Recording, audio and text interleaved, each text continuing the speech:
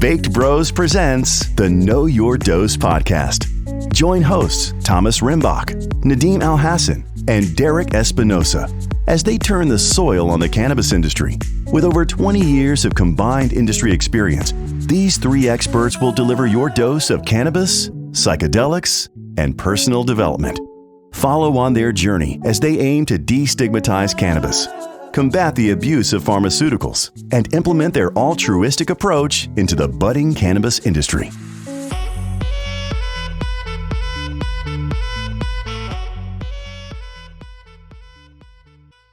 Welcome to the Know Your Dose podcast. I'm Nadeem Al-Hasan, joined here with co-host Thomas Rimbach and Derek Espinoza. Thank you for tuning into our weekly show where we kick this episode off by sharing our thoughts and goals for the new year. In that last half of the episode, we talk about pain, and then we cover personal and family experiences with pain, how lifestyle plays a role in maintaining and controlling pain, and how cannabis might help alleviate pain as well. Guys, let's start off with the year. How was 2019 for you both? It was full of a lot of growth, man. A lot of uncomfortability, a lot of uncertainty. I was going to say difficulty. Yeah. Which is, the parameter to growth. Exactly. Growth is uncomfortable. Yeah. If you had one word for 2019, just one, is yours growth? Yeah, mine's growth. Mine would be difficult. Difficult. Awesome, Yeah. Guys. Do you want to expand on that a little bit, or What's your word? It's expansion. Expansion of mind, expansion of body, expansion of that embodies health, relationships, friendships, business, all the above. Mm-hmm. Expansion. I feel like for me, 2019, I went from 26 to 27, and I was thinking about like 16 to 26, the decade. And I feel like that was me cocooning, so to speak, and forming a chrysalis or whatever you call it, and hopefully next decade turn into a fucking butterfly. I'm hoping.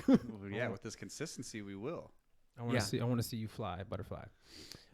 So what are your thoughts on what a new year means? That doesn't mean shit to me, dude. The Right? new year doesn't mean anything to me. Really? Nothing. It's just you keep moving forward. It doesn't matter if it's a new year, it's a new day. It's every day's a new year. Okay. I guess I look at it differently because the way I look at a new year is it's an opportunity to take stock of what happened the previous year, to evaluate what were my wins and losses, and now I have a new set mark for what I want to implement going forward. Like you think about nature as cyclical. It's like taking advantage of that. Yeah, that's a good point. I don't take a look at.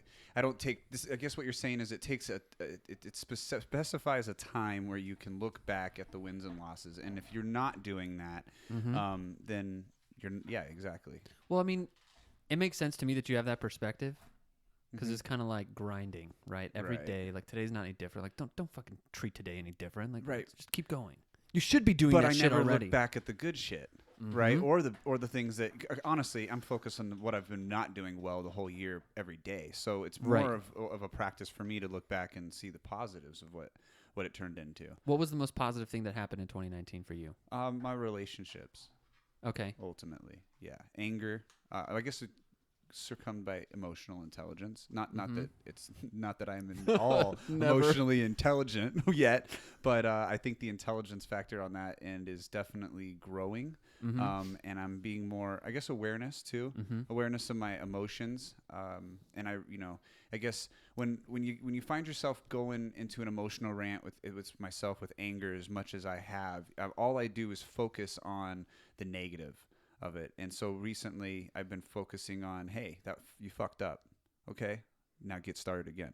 Instead of looking deep into why are you such a fuck up? Why did you do this? And so instead it's just like, hey man, you're fallible. You're a fallible human being and you make mistakes. So just get the fuck back on the horse and get going. And that has been a big factor for me because I can get in my own head, and I think a lot of people can. Oh, absolutely. I can too. Yeah. And that really throws it down. I think what you're kind of explaining here is like how to use a new year to shift into a new mindset, right? Right. Take advantage of this opportunity. And I have to I agree with Thomas. Like, I like where we're going with this in terms of using the new year to shift into a new mindset, but in actuality, a new year doesn't mean shit to me. Mm-hmm. You know, like the hype that is built around the 31st drives me insane. Absolutely insane. Personally, you know, and I guess here's an opportunity to rant about it. You know, it's like it is the most it's arguably one of the most dangerous nights of the year.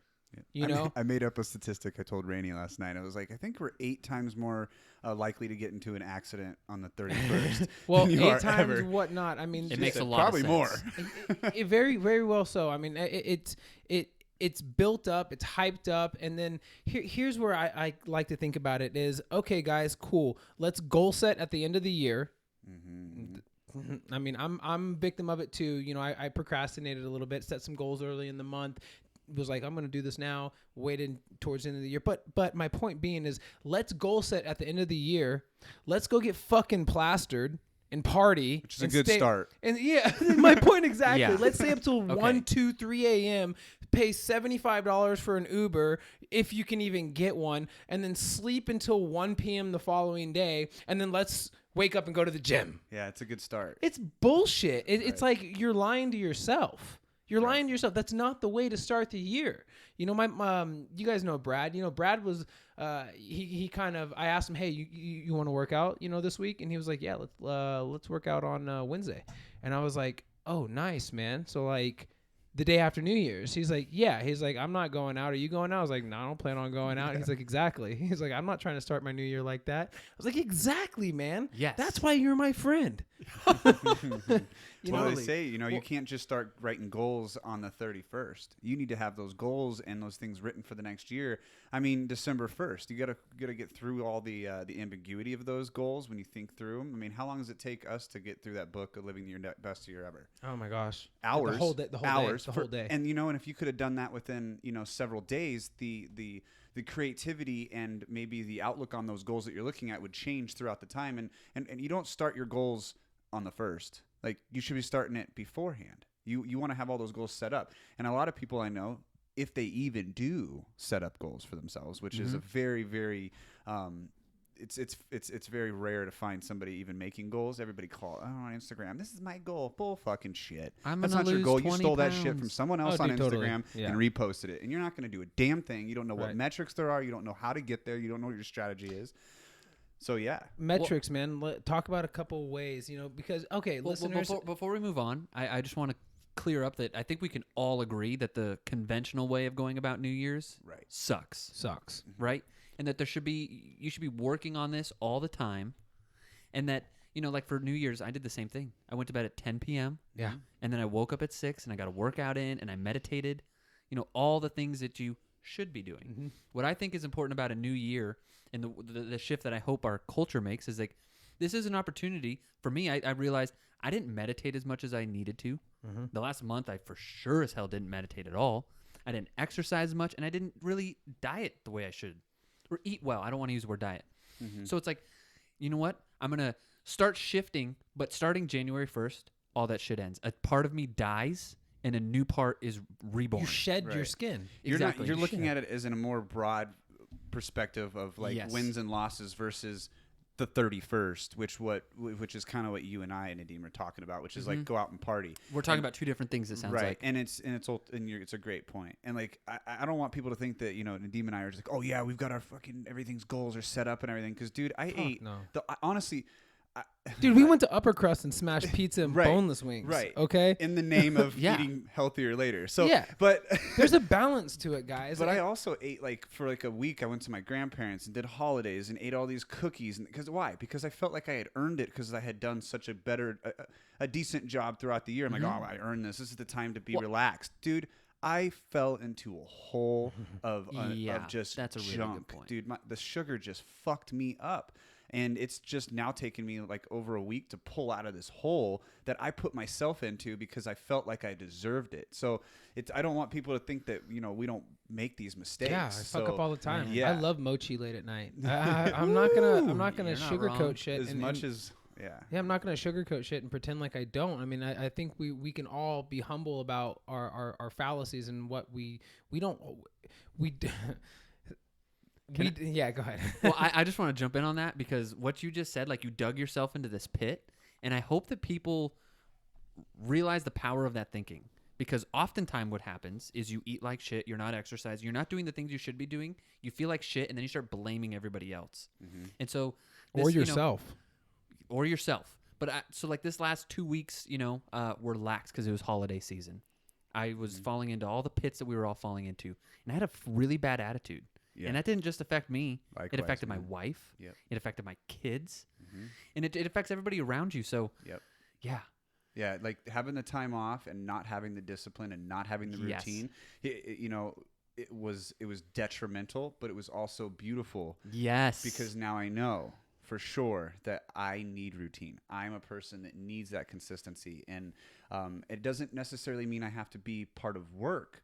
I don't have to be working the entire time, but I need to be active. I need to be awake. I need to be waking up at the right times because active rest. I would talk myself into staying up. It's like, oh, well, I don't have to work tomorrow, and this is the holidays. I'm going to cuddle with my girl on the couch, and I'm going to stay up till 1 o'clock in the morning watching TV that I never do. And then I don't wake up until 9, and then I think I'm a piece of shit for not waking up until 9. Dude, and then what's it's just like that about? the The mental loop, domino. like you suck. Yes. You didn't work out. You didn't meditate. You woke up at Right. 9. You suck. Yeah. Man, that works for some people, but It not does. for everybody. Not for everybody. Like I'm not the person to look myself in the mirror and be like, God, you fucked up, you suck. Because that has for me, that has a compound effect. You know what I mean? That carries on into the rest of my day, possibly the rest of my week. Into other conversations. Like I don't want to walk around my week or my day or go about my day thinking that I just let myself down from the very beginning. You know what I mean? You just got to own it up, and that's what happened, and okay, let's move forward. But for some people, this works really well, and I understand it's a very strategic, way to go about it. I would be very cautious about telling yourself that works for you because like you were just saying earlier, and I think I'm trying to connect these pieces, but you were talking about your anger. Exactly. And how you would beat yourself up about it, like you suck, or you have all these problems, and it's like no, take stock of the loss. Like man, I messed up. I didn't eat right, and it affected me. Right. Move on. Don't let it affect you in a domino effect all the way down the end, but still you have to come to and take ownership. Exactly. Like, you fucked up, but you're not a piece of shit. You're a human. The more and more you tell yourself that you're a piece of shit, or I guess the wrong word to say piece of shit. Your brain believes what I love it. It's authentically you. It is. I hate it. But the more and more you tell yourself, you're gonna keep yourself in that hole. Right. So that's something I've absolutely noticed. And guys, we're not saying don't enjoy the new year. Don't not go out with your friends. Correct. You know what I mean? Like, okay, enjoy it. But we're just saying like the concept and be aware of how you're starting your new year. You're starting off. I'll give an example with Sober October. Our buddy Nick had said something that really stuck with me. We did Sober October. We took this break off of cannabis and also, anything else related or any substances and like had the one commonality, all of us that participated had a phenomenal month. Phenomenal. Probably the best month of the entire fucking year. Bar none. And I was talking to him about it and he had said, and I said, I'm kind of looking forward to the first, of November. And he's like, wait a minute. So he's like, yeah, I just don't see why you or anybody would want to go celebrate on the 1st of November by partaking in the very thing that you took a break from that gave you all these beautiful insights. And so it's the same concept with, does that make sense? It does, but absolutely. I disagree. I think it's silly. How do you know what's good if you didn't experience the bad, and how do you know what's bad if you don't experience the good? I just took 30 days of not doing something that I dedicated myself to. I'm going to partake in it as fast as I possibly can. And you did. And what did every one of you? I didn't partake in Sober October. What did you guys say when you you did? I was so ripped. You were like, this is not what I want to be. I don't want to be here. I don't want. So that comes it gave with the insight. See, right. Okay, that makes you sense. need contrast. You know the saying that absence makes the heart grow fonder, right? Yes, like when you exactly. leave your partner, you're like, I fucking hate you, and then you leave for a couple days, and you're like, well, I really actually love you, and I really miss you. But it's because that absence, like that person's not there. It's the same thing with being on your shit all the time. You take a chance to be hedonistic and watch TV till 1 a.m. and go, whoa, I really don't like this. It sounds good on paper, but this sucks. That's a good point, man, because it did. Like it provides that contrast, right? Because I can 100% say like I don't crave the need to smoke cannabis or to smoke weed. I just don't. I don't, and that's new for me. That's especially new for me in the last 3 years. Where I'm like, I want to fucking burn. You know what I mean? I might have some urges every now and again. You know what I mean? Like, let's do it. Given the set and setting, but I don't need to have it in my house all the time. Like I just don't. I don't have a craving for it. Yeah. Well, I think that, so one of my goals in 2020 is to reduce my cannabis consumption significantly. And I feel like Sober October screwed me up. Sober-tober. No, I feel like it screwed me up because I had this beautiful relationship with cannabis where I felt like it was enriching my life. I took this month off and like everything radically improved. And then I was like, well, just, slowly implement it back. And then, no, that didn't work. It came all the way back into my life, and I felt depressed.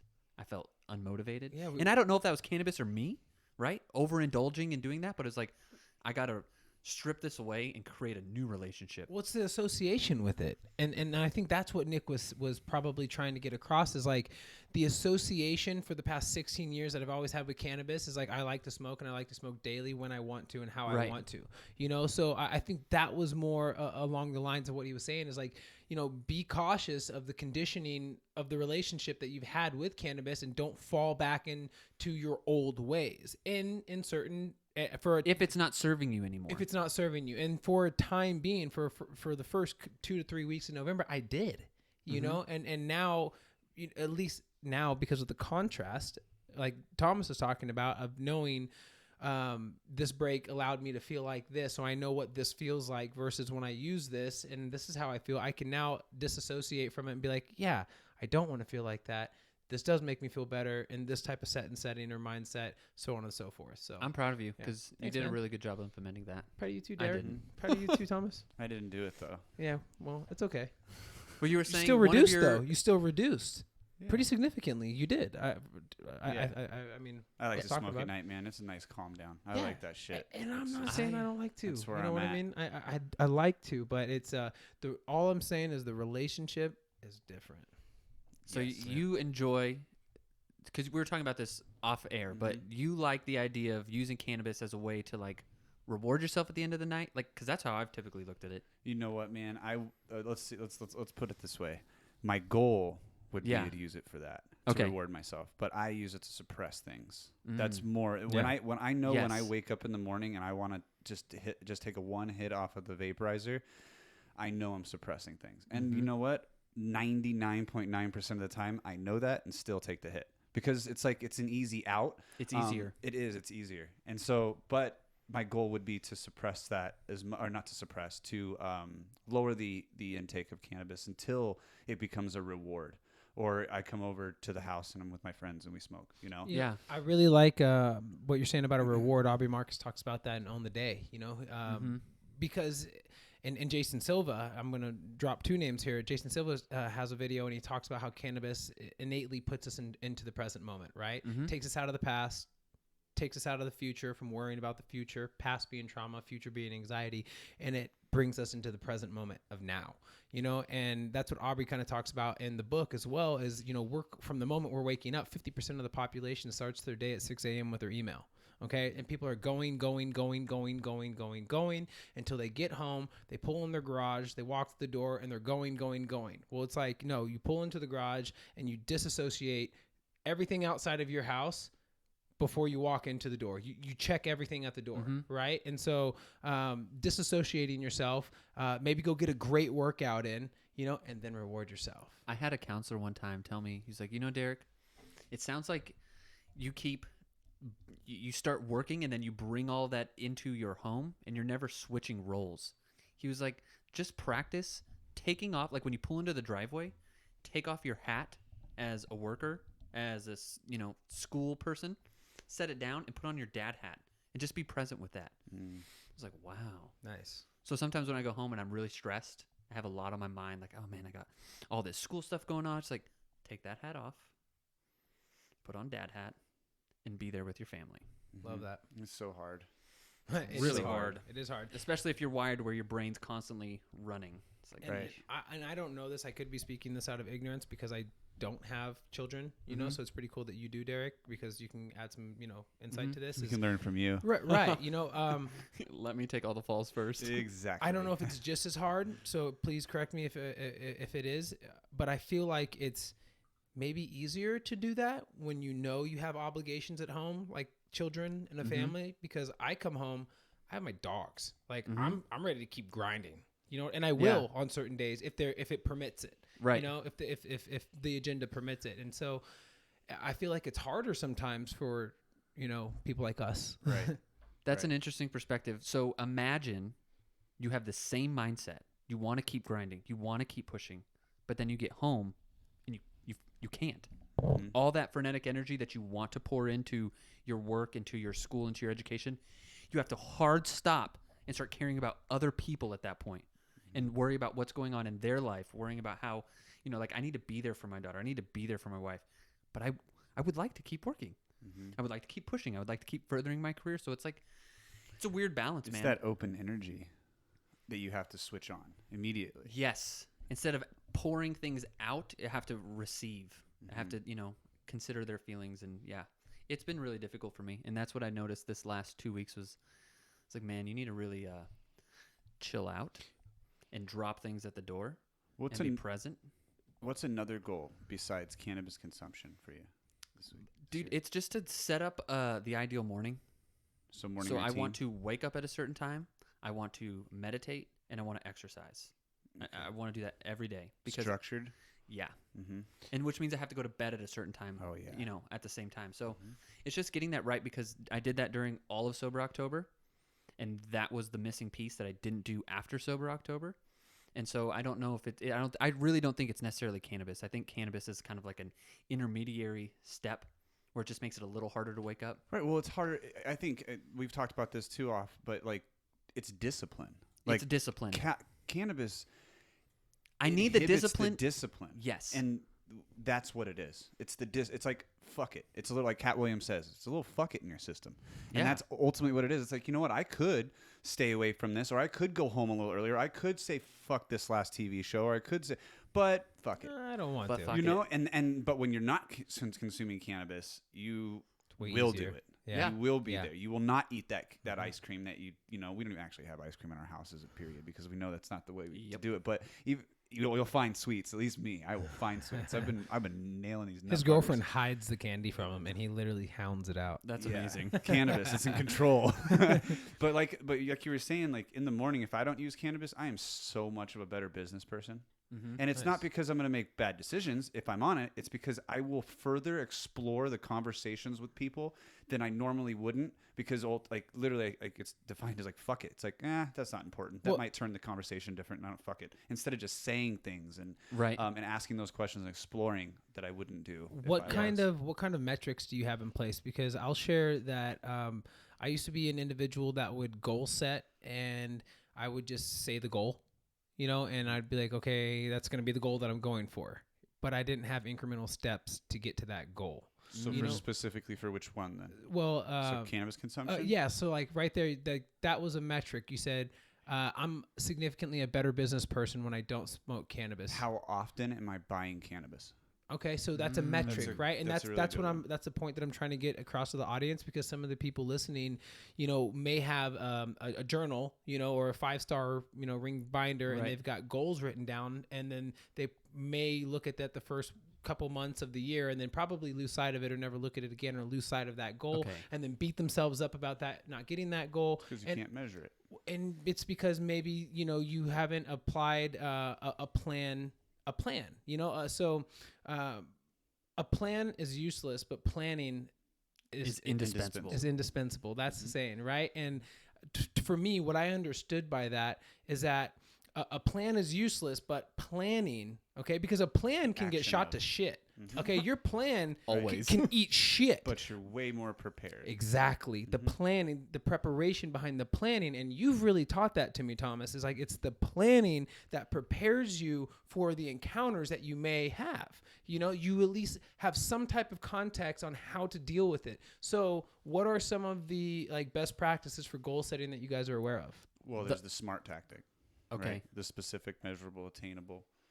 No, relevant, time-oriented. Relevant and time-oriented. Okay. Yeah. Yep. One of the things that I think about before you even get to the SMART aspect is people like to go, I'm going to lose 20 pounds. That's how? That's a big goal. How? Well, but it's a huge goal. Like maybe you should just start with 5. Okay. Mark that off the list. Like, oh wow, I lost 5 pounds. That's okay. You're talking about the stair steps. Yes, because people buy it. Like, I'm going to go to the gym and I'm going to work out for an hour. But you don't even work out. I'm going to do it 5 days a week. Do you work out now? No, I don't. That sounds like a terrible plan.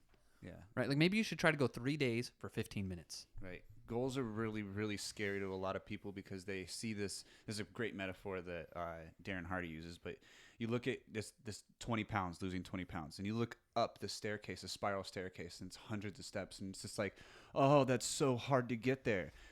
But the first step is just showing up at the gym. Not at 8 o'clock, not at 6 o'clock, not Yes. something that's so uncomfortable that you can't get there. Just show up to the damn gym. Or just take the time off of work, or make sure that you're setting up your time throughout the day to get off work so that you can at least get to the gym. Then you can make that decision. Then you get to the second step. The second step is working out at a specific rate, maybe a specific heart rate, specific times, things like that. But that's the thing about goals is people get so scared of them because they look up and it's like, oh, there's way too much to get to that part. But then the more and more you do those little steps that you're talking about, you look down, you're halfway there, and you're like, whoa, okay, so now we can keep going. Now we can keep. It doesn't look so scary. Right. So have a big goal. If you want a big goal, right? You should have a big goal, but start So big that people with the laugh first at you. step. Right. Yeah. We like to call them big, hairy, audacious goals. Yes. BHAGs. I love it. Yeah, be a BHAGger. Big, hairy, audacious goals. So I can love we that. break out the SMART a little bit more, piece by piece? So what's number one? Specific. So what's your? Let's give the audience one. What's your specific goal for this year? That if you only got this one thing, that'd be it. I think cannabis consumption would be is going to help me ultimately all the way down. So specific, it would be cannabis as opposed to not having sugar, not having dairy. It would be I'm not going to intake cannabis. Okay. So that would be my specific. Let's keep expanding on that though, Yeah. because I think this is a cannabis podcast, and so Right. people are going to be tuning in. There may be a lot of people that relate to it, right? So that's the specific goal. How the second in SMART is measurable, right? So how do you measure that? What are some of the ways you can measure that? So one of them, like I said, was how often am I purchasing cannabis? And that only works to a point when I've been all the way to this point where you get so successful that now you actually have to start measuring out how much you're buying or how much you're intaking. So if I'm loading one bowl at night and now and one bowl is, 6 to 8 hits and then the bowl's cashed, maybe I'm down to 6 hits on one bowl. Now I'm down to 4. Now I'm using 2 bowls for 2 days. Love it. That's that measurement. Okay. What's Attainable. Is it attainable? Okay. Is it attainable? So does I'm that- smoking 10 joints a day, and I'm going to start with one. It's like that's not Right. I'm going to stop tomorrow. That's not Right. attainable. no. Yeah, that's not sustainable or attainable. I think I don't know if those are two in the same, but yeah, Yes. it's just not. Yeah. Like you're it's a recipe for disaster. Go from 10 to 8. Yeah. Okay. What's What's R? R? Relevant. So is it a relevant goal? To me, is it relevant for your lifestyle? I If think you're a medical patient and you rely on cannabis, maybe this isn't the best goal for you. Right. But if you're a recreational user like myself, and that's a goal that I have set, well, that's probably relevant, especially when considering the other goals that I have in place. Right. And this may be one of the fundamentals that I need to apply the SMART goal setting practices to, so that I can obtain the other goals. Right. It's And then relevant right now for me. Yep. What's T? Is the most Time. important one that everybody forgets. Everybody has the S.M.A.R.T, the S.M.A.R.T, or maybe they lose the metric sometime too, but the time oriented is the one that most people will not add on to their goal. I'm going to lose 20 pounds. Cool. By when? Right. And so and here comes to the relevancy or the attainability of it is like smoking cannabis for me. I've been smoking cannabis for so freaking long that it just doesn't make sense for me to stop smoking cannabis, especially when I'm in the position I am in our company, where emotions, which are what is the first thing that comes out when you stop using cannabis, is emotions are just uncontrollable sometimes. And that's not what my team or myself would be, I guess it just wouldn't be good for the team. And so time for me is like 90 days. Okay. So now 90 days, we've talked, Derek, on how to kind of try to slowly titrate off. Right. And some people can just, I don't need that. I don't need to titrate. I'll just cut it right off. And it's like, cool. Like my dad's like that. And guess what? He jumps right back on the next week. That's it. Oh, I'm done. I did it for 4 days. I'm the biggest jerk off that anybody's ever met in their life. And then next week, I'm smoking just as much as I was, which makes it unattainable. So the 90 days, that time frame is something that's important, because when you look back 90 days later, have I achieved that goal? Right. You can't just say, I'm going to stop, because then you don't have a reason to stop. You don't have a reason to start from 1 gram and get down to 0.1 gram, or, at the end of the 90-day session. So that's really important, I believe. And mine's 90 days. I think that's a huge piece for sure. Can I just add one thing? we're talking about decreasing cannabis consumption. This is a cannabis podcast. Yeah. I feel like I owe it to you listeners to tell you why this is important.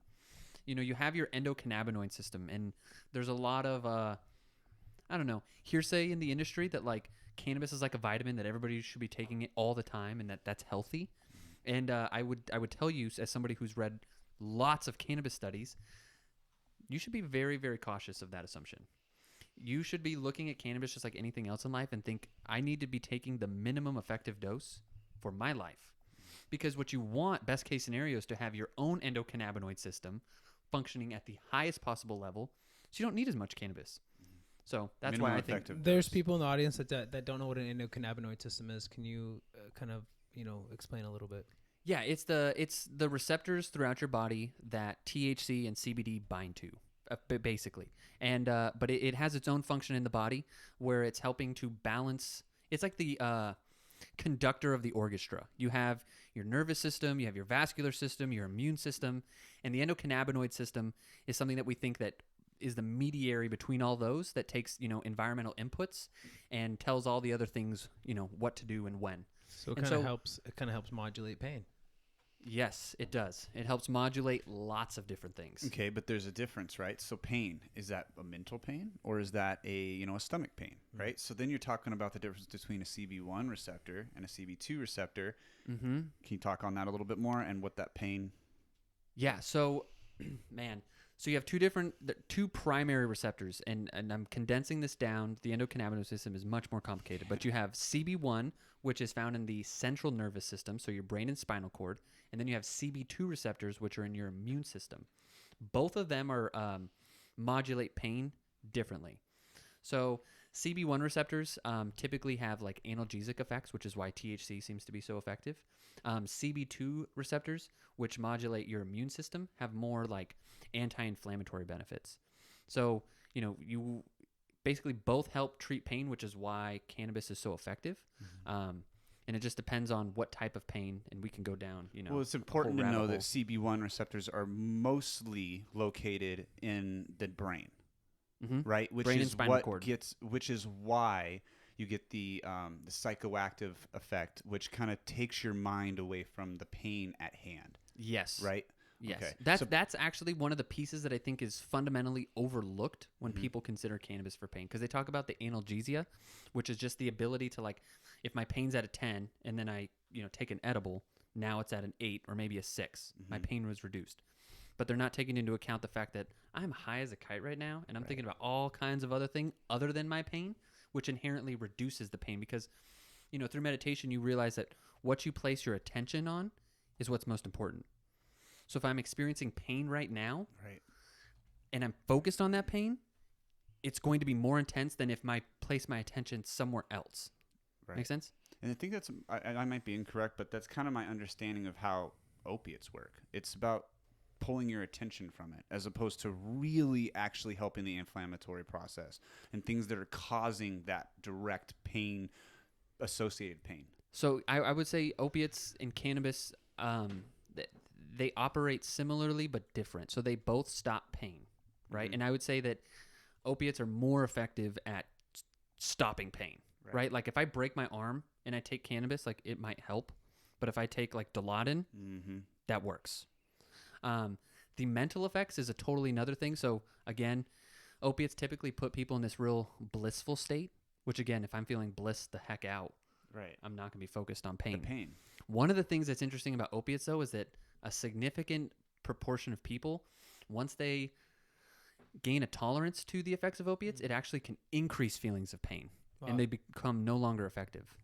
They just Very addictive. they suck. Yeah, and like 40-something. Actually, I got the I numbers. think right here. 80% of people say there's a recent study that showed that 80% of people using opiates, the efficacy of it is about 80%. 47,000 Americans lost their lives to opiate overdoses in 2017. Yeah. Right. And now here, this is perfect. Explain why cannabis is not going to kill you versus an opiate receptor, which is in your brain, which is controlled by the medulla oblongata, which is why it shuts down It's your your breath. cerebellum. Okay. Mama said. Yeah, scratch the medulla.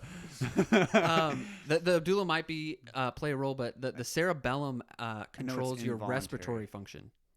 Okay. Right? And so there's a high concentration of opioid receptors in the cerebellum. There's not a bunch of CB1 receptors there. Right. So and alcohol is the same situation where it binds to that cerebellum. And so that turns off your, ability to move, which is why when people are like on opiates or alcohol, they like are slouching and they just don't have control over their bodies. But it also shuts off your breathing. Cannabis doesn't shut off your breathing. That's why people can consume huge doses and you'll sleep for a really long time, but you're not going to die. Yeah, you might go through some psychedelic experiences, Right. but It's you a will not whole die. other conversation. Yeah, But absolutely. You will not die. And those Yeah. what you're talking about is like those involuntary movements that we have to make, like breathing, our heartbeat. We don't control that. And that's what the opiate receptors, there's a lot of opiate receptors in the part of the brain that control those involuntary movements. And Yes. that's Now, that's the difference. Cannabis can affect your ability to move, right? Like we've all been couch locked. Oh, yeah. Right? But it's a different mechanism. It's not shutting the whole body off from the brain, which is essentially what's happening. It's just like click, we're done. Yeah. Yeah, it's very, very dangerous. Yeah. And the other thing that they use to treat pain are non-steroidal anti-inflammatory drugs, which can be really effective. The problem is that if you take them over long periods of time, one class of them will damage your liver, and then the other class will just destroy your stomach lining. Yep.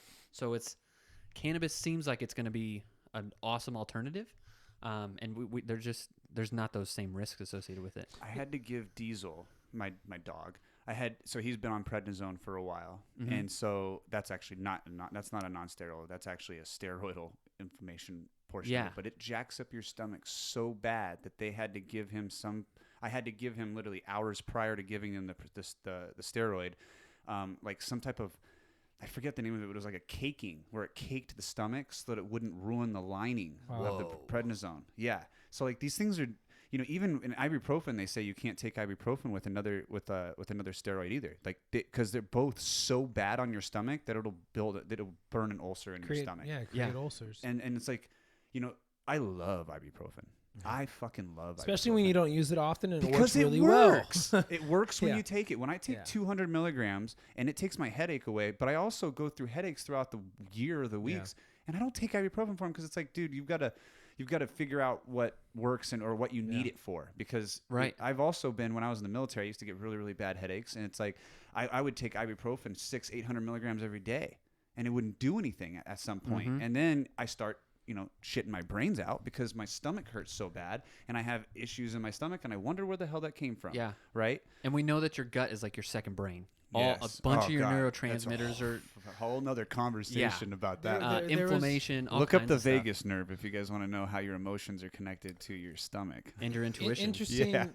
Interesting to talk about is there was a study that had shown the amount of neural connections that are in your stomach going from your stomach to your brain. I think you would share this maybe, and it's like the amount of neural connections that are going on is like as many that are in a dog's brain, literally. That's insane. That's insane. So that and there's more communication going from your gut to your brain than from your brain to your gut. And so that great saying, "Listen to your gut." That's where that comes from. Listen to your gut. If you feel, it's like they knew something. Yeah, right. If you feel that emotion in your gut, well, listen to it because it's trying to tell your brain something. And your brain wants to drive. Your brain survive. There you go. Whereas your gut is intuition. Right, that's telling you the right decision. Well, you're I think that's based off of a serotonin.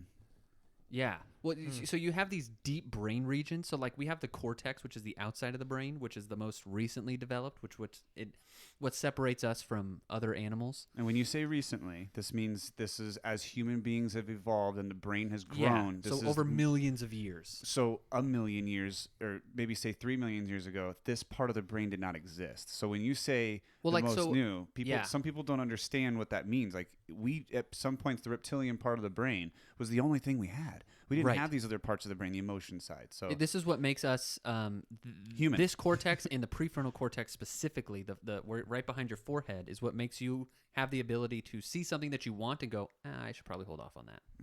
Where a monkey is like, oh, I'm definitely going to take that. Right. Right. It's a little bit different.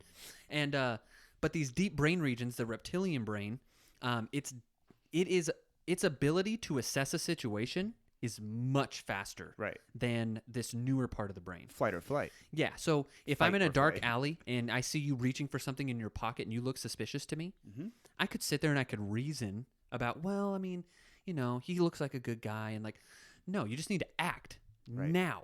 And so that's that gut feeling, right? Your brain is sending that signal through the vagus nerve right to your gut to create that feeling, which also some cortisol being released. Like, get the heck out of here. Run, flight, survive.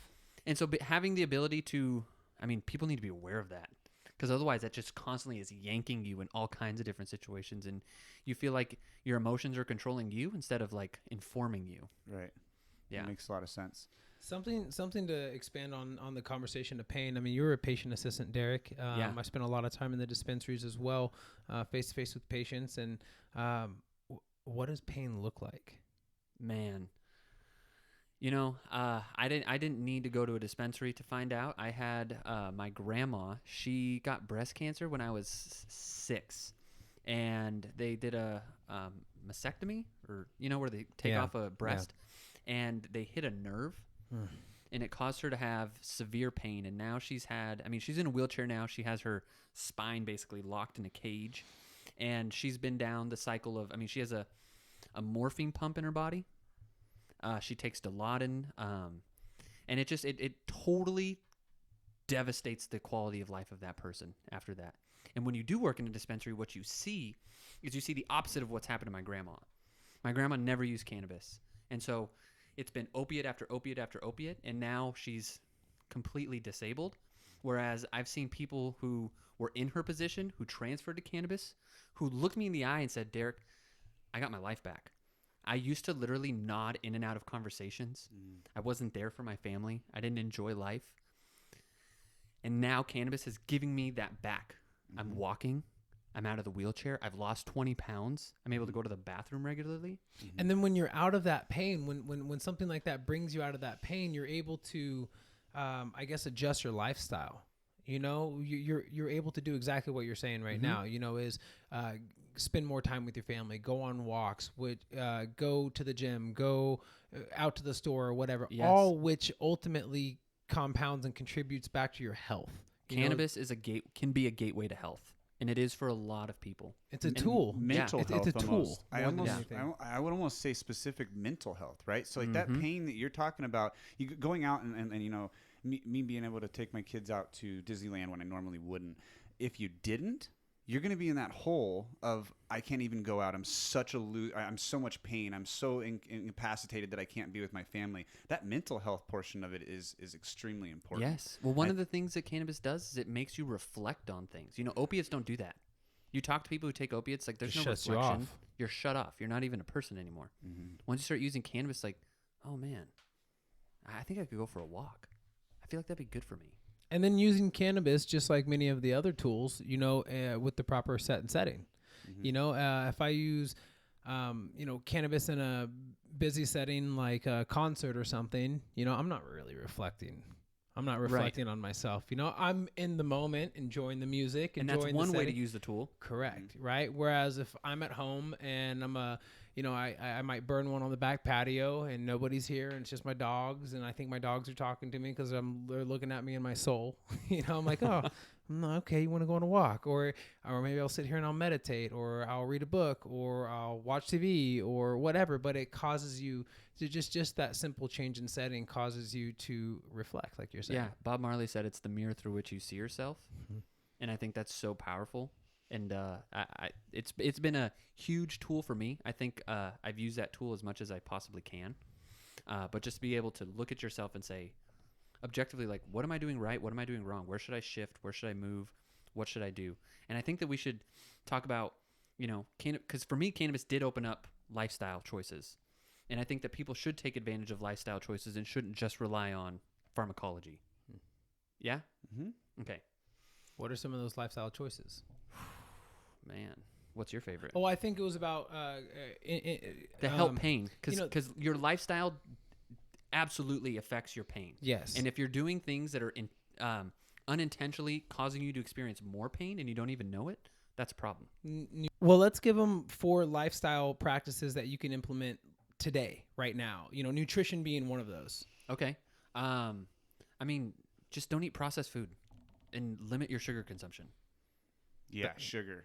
Right off the bat. Absolutely. Just increases all the inflammation, makes all the joints hurt. It just fuels pain. Well, think about it. Sugar is everything that we intake is concentrated sugar. It's an extract. We're taking sugar canes and we're breaking hundreds and hundreds of sugar canes down and making, a tablespoon of sugar. That's not the way that our bodies were designed to bring this into our bodies. We had berries and fruit like once a season. Right. If like a glass of orange juice. Exactly. Like a glass of orange juice. You drink 8 ounces of that. How many oranges did it take to make that glass of orange juice? Okay, so say maybe it's 5. Would you be able to eat 5 oranges in the same amount of time that you consume that 8 ounce of orange juice? Probably not. I've never thought about it like that. Right. So it's like that just doesn't work. insane. It shouldn't be that way. But fruits aren't bad for you. But No. you need the other stuff, the fiber, the things like that, Yes. which is, it's not that you need the fiber. It's just that you need to be able to eat less because that influx of insulin isn't as detrimental as drinking a full entire glass. Well, of You do need the fiber. Oh, go ahead. You do. No, That I'm not fiber saying you also don't. slows down the absorption. And it feeds your gut bacteria. Yes, but what I'm saying is, yes, you're absolutely right, and I don't disagree. What I'm saying is, you wouldn't be able to eat 10 apples. Right. Period. Right, So right. you don't. Yes, you need the fiber. You don't- Fiber's okay. great for us in I see what So general. you you're shit your saying. brain But- out when you drink 2 glasses of apple juice. Right. Exactly. And that's a whole other conversation with insulin response and stuff. But yeah. Let's definitely save the nutrition aspect for another episode because I know Amen. we all geek out on it. But nutrition was one lifestyle practice that you can implement right away. A few other, because we mentioned 4 would be sleep, relationships, and like mindfulness practices. Exercise, you not exercise? relationships. Yeah. Yeah. Okay. Sleep, exercise, and mindfulness. Okay. Yeah. Right. Will you talk Sleep, about sleep? exercise. Why that's or Real whatever quick, you think is important about sleep? I think we should definitely do an episode on sleep. Yeah. Period, Agreed. because there's Yeah. so much. But just an idea. And how it's optimized all of us because it has. Yes. So, cool. So what I would say is, people say, oh, you need 8 hours of sleep. You do need 8 hours of complete sleep. Now, sleep's broken down into 3 different. You got your awake, you've got your REM, you got your deep sleep. Those 3 need to be at a specific ratio. And 8 hours of sleep does not necessarily mean putting your head down on the pillow for most of us and then waking up 8 hours later, because we don't all go to bed immediately. Let me We just still have another hour. read something to you. Yeah. Sleep is a vital component of managing chronic pain. Disordered sleep increases feelings of pain, suicidal ideation, and subsequent cognitive disorder. Right. That's a recent 2019 study. Yep. If your body does not go into those stages of sleep, you cannot recover. Your brain is unable to do that. A great example is memory. If you don't go into REM, your brain does not take those forefronted memories, those short-term memories that happen today, and move them into the long-term memory bank, which are different parts of our brain.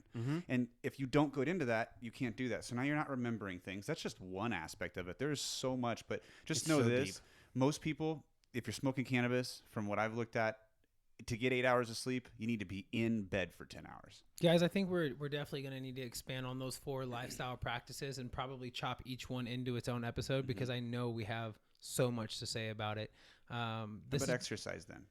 exercise. one, yeah. Yeah. Well, that's what I'm saying. Like, make that into an episode as well because that's Yeah. we have a lot. I just to don't say want to about leave. that. Just give them one tip about exercise. Just don't. You don't have to try. You don't have to go in there and be a fucking professional athlete. That's the go first for a thing. walk. Just Go get for in a there. walk. One little tip, guys, would just move. Move. Okay. Amen. Move and self-love. Don't beat yourself up because, like Thomas saying, you're on social and you're seeing these mega athletes that are super shredded, that are swinging kettlebells and lifting 300 pounds. You don't have to do that. Okay. I'll give an example. I have 2 dogs.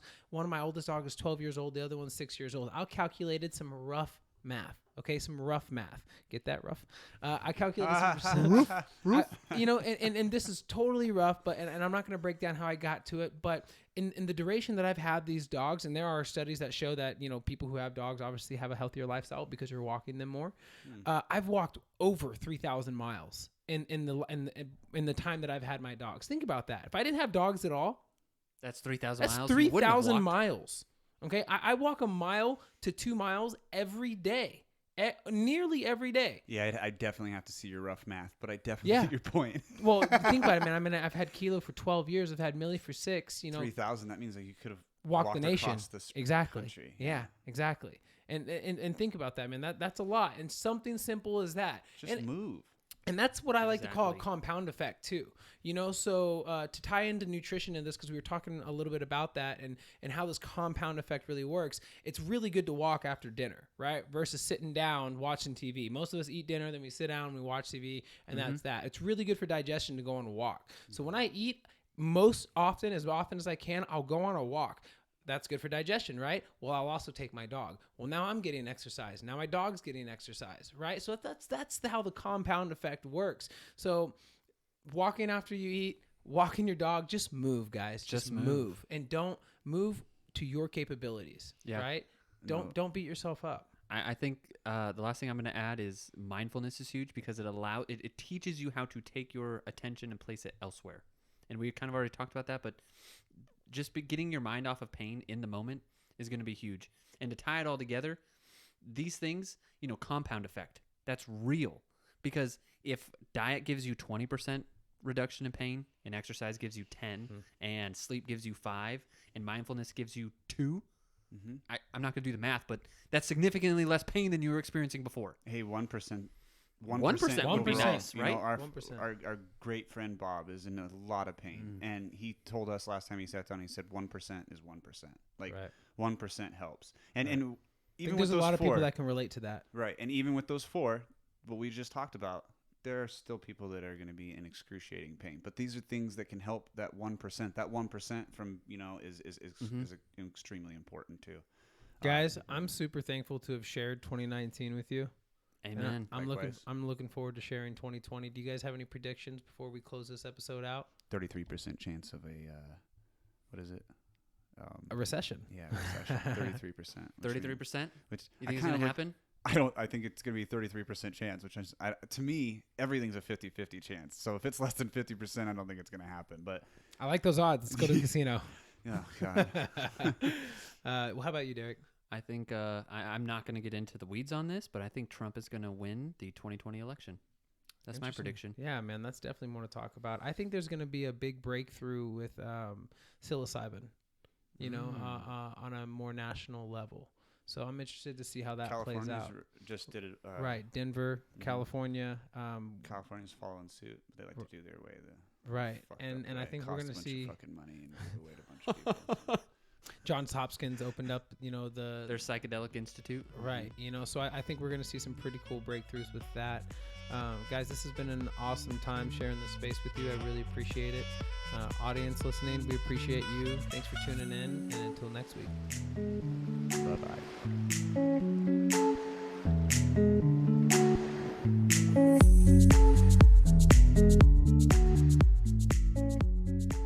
Hey everybody, quick disclaimer. The Know Your Dose podcast is for entertainment and informational purposes only. Let's be real, none of us are doctors.